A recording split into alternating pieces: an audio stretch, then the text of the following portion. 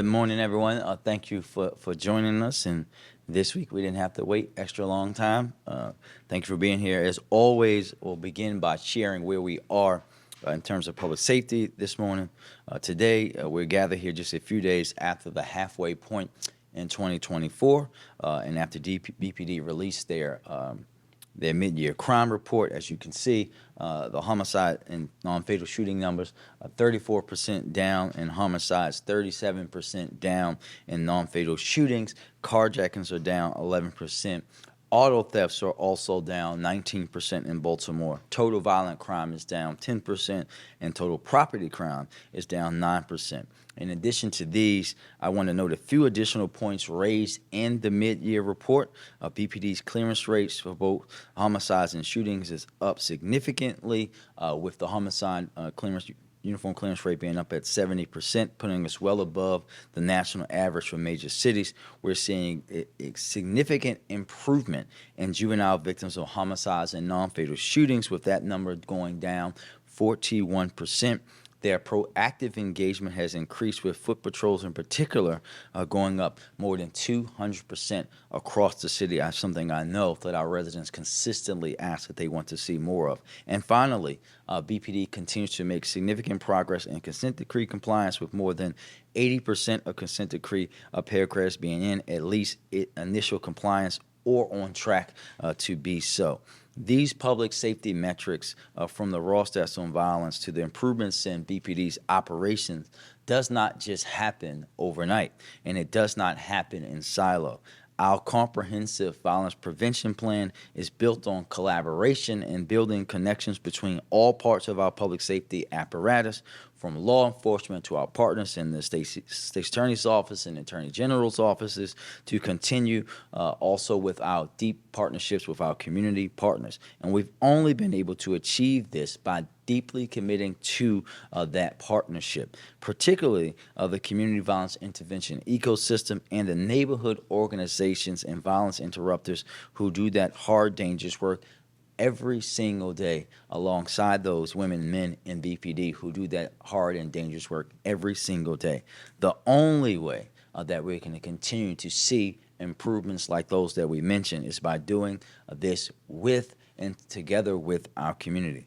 The importance of this progress came up yesterday in my meeting with our federal delegation on Capitol Hill. While discussing this same progress that we're talking about this morning, Congressman Sarbanes and Congressman Mfume in particular brought up the fact that Baltimore has had a history of lurching and launching from one strategy to the next in the blink of an eye, and how continuity of leadership and strategy is critical in order to see progress. And I could not agree more with our congressman. The progress we're seeing means it's time to double down on the efforts and continue on this path of making Baltimore safer the right way. And I'm confident that we're going to continue to do so. I'm confident that our partners on the city council, including those who will ultimately be new members at the end of the year, will continue to support these efforts. And I'm extremely confident that Commissioner Worley and his leadership at BPD will continue the progress that they made. So I want to take a moment here to thank everyone that has a hand in this progress, especially BPD and our community violence intervention partners, every resident who has made a call, who has joined in the safety walk, everyone who's done anything to help Baltimore move in the right way. On a related note, with the continued attention on our city's ongoing response to the opioid overdose crisis, I have an update on the Allergen settlement that was announced last month. We've already received the payment of $45 million from Allergen. It is being processed by the Department of Finance, which is how all of these types of settlement payments are received and processed initially. As we noted in the initial announcement of the settlement, $10 million was specifically set aside in an agreement, $5 million for the Peer Navigator program, $5 million for Charm City Care Connection. Both of these programs have been doing tremendous work within the treatment and recovery priority areas of the overdose prevention team, or OPT strategy. Here is what is slated for the remainder of the funding.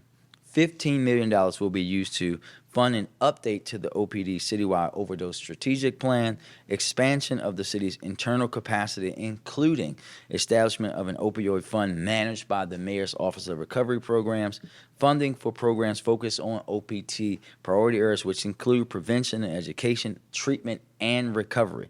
The remaining amount, roughly $20 million or 40% of the settlement, will go to outside counsel that has been instrumental in this effort. Let's pause to address that because initially it may seem like a lot. It's important to note that our counsel only takes payment when we win, which means that we have been fighting on behalf of our city and our residents without the city needing to front the resources to do that. This includes the funding of expert fees, countless depositions, and expenses for the last 6 years. The city initiated this lawsuit in 2018 and have been fighting on it every single day since, which shows how much of the focus that this has been for us and the fact that we have intimate knowledge of the challenges the opioid crisis poses to us from the start. It also means that our outside counsel continue with us in this fight to remain the last municipality standing when all other states and cities took the global settlement. This case is monumental, and we are up against some of the largest, most determined corporations in the world.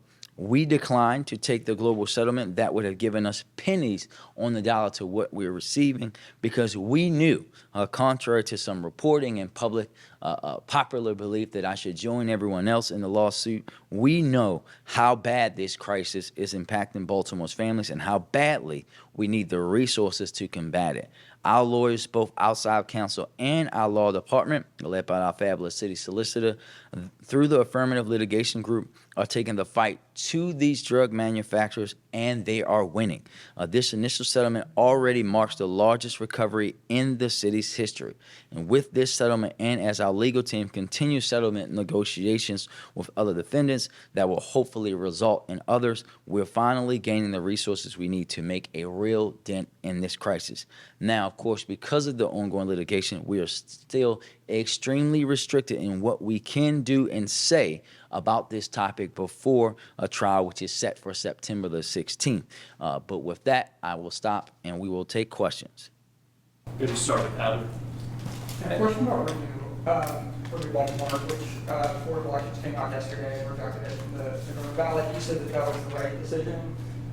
As far as I'm aware, I don't think the law department, the city law department, has said anything specific about the city's position on the legality of that measure. And you said that was the right decision yesterday. Can y'all expound at all on the city's view on the constitutionality of it? Yeah, I'll just reiterate what I said yesterday. The decision is the right one. We cannot govern on ballot initiative alone, especially when the policy being promoted was a simple and short-sighted, naive proposal that would bankrupt the city and allow and hollow out, allowing for the hollowing out of vital services. I appreciate the Board of Elections and the Attorney General for their diligent attention to this important issue. One follow-up. So they've said that they're going to seek judicial review. I assume this is not sort of the end of the road for at least the conversations on this measure. There's also the measure out there to cut the size of the city council, which I think you've also come out and said you're against.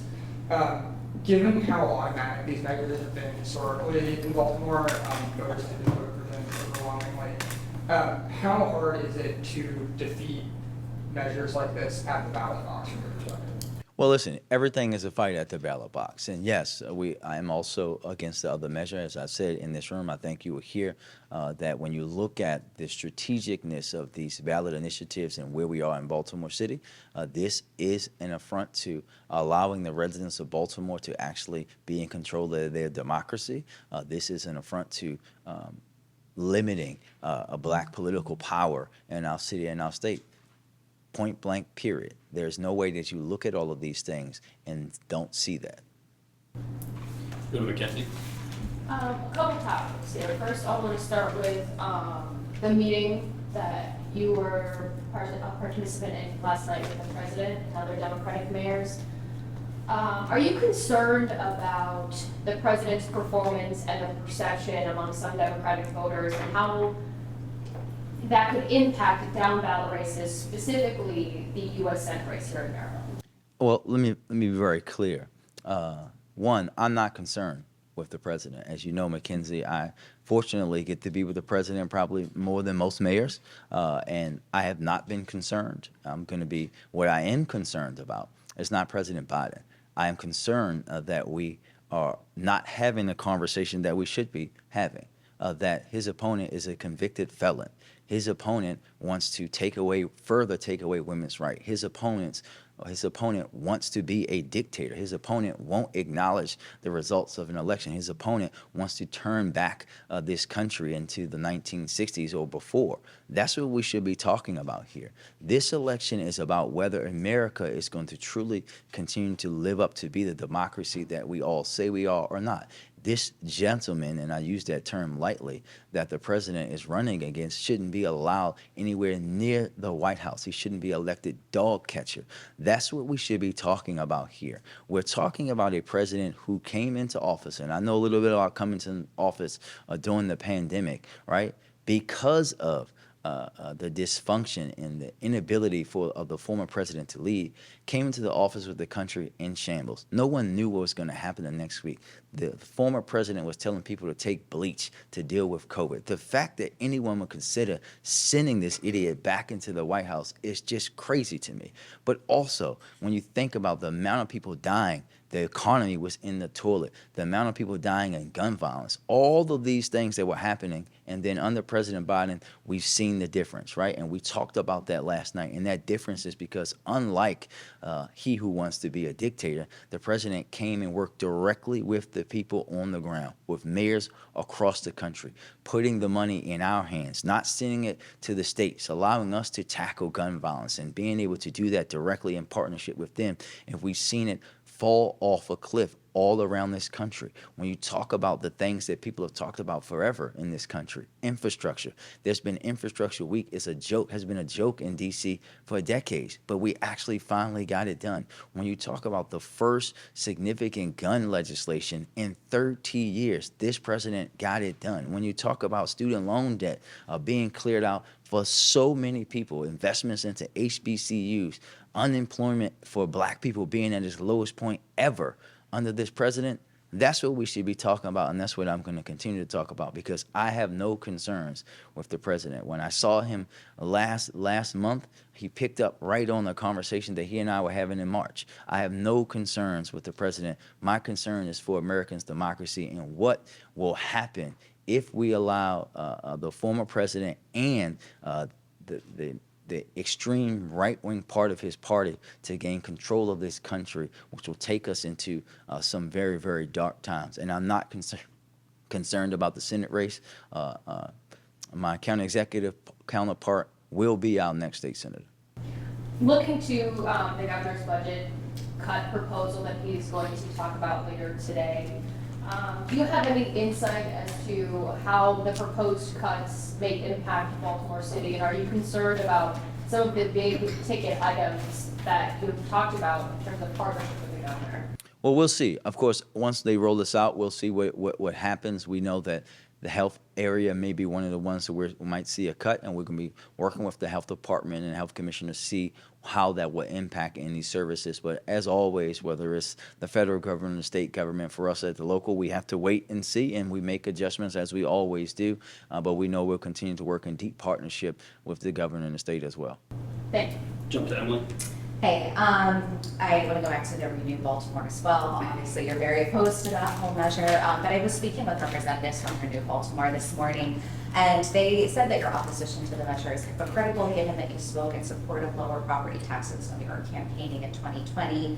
On BAL, you said the property tax rate puts us at a competitive disadvantage when compared to surrounding counties. High property taxes not only dissuade potential home buyers, but cost those who do not choose to buy into the city potentially hundreds of thousands of dollars in lost equity.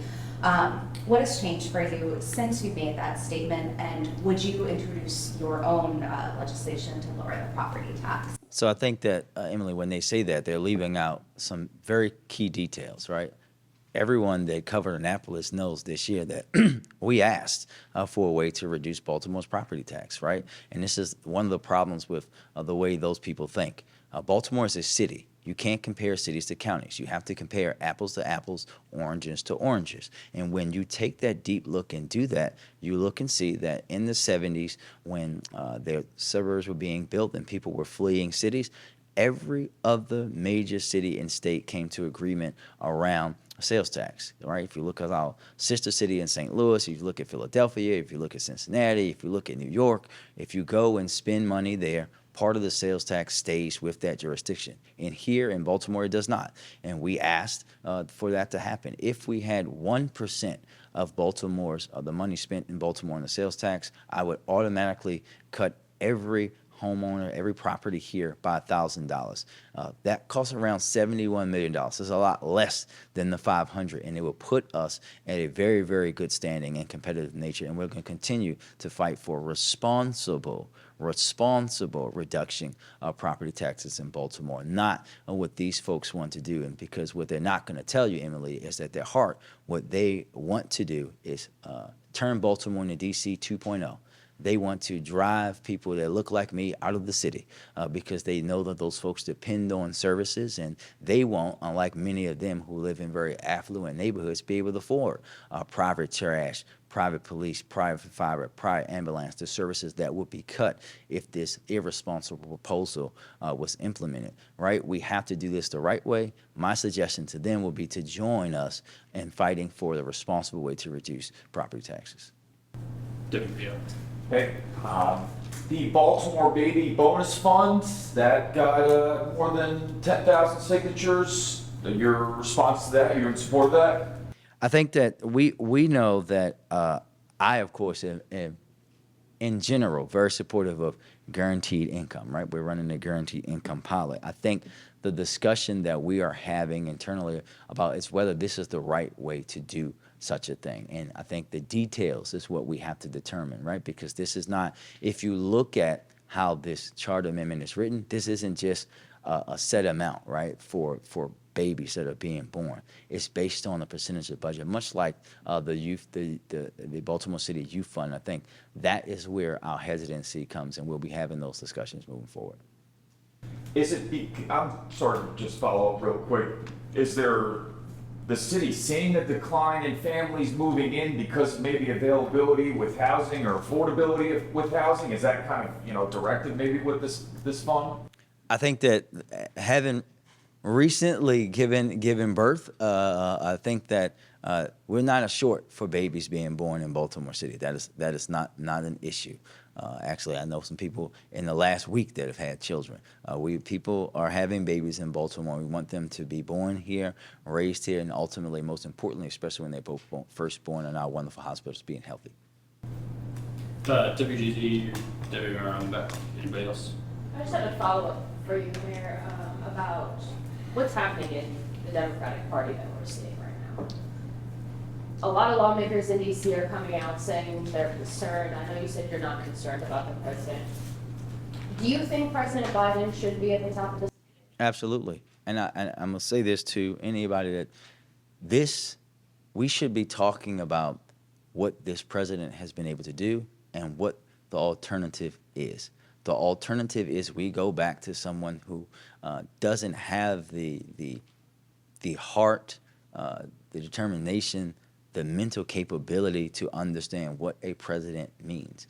And I'll tell you this way in a quick way, Mackenzie. I was in Europe when the former president failed to overturn Obamacare or the ACA. I was in Brussels.